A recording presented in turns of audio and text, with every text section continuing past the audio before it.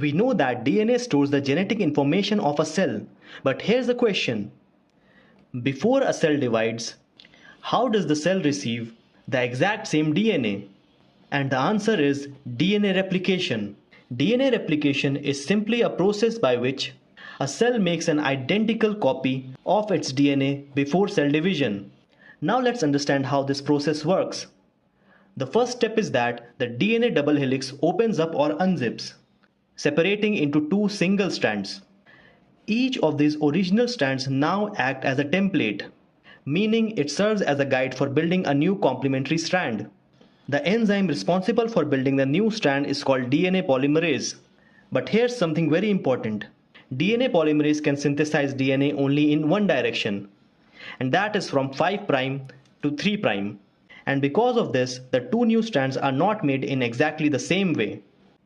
On one template strand, DNA polymerase can move continuously in the direction of the replication fork, and this newly synthesized strand is known as the leading strand. On the other template strand, DNA polymerase still has to synthesize DNA only in the 5' to 3' direction. As a result, this strand is built discontinuously in small sections, and this is known as the lagging strand. Once the DNA replication is complete, we end up with two identical DNA molecules. Interestingly, each new DNA molecule contains one original strand that is highlighted in black and one newly synthesized strand that is highlighted in blue.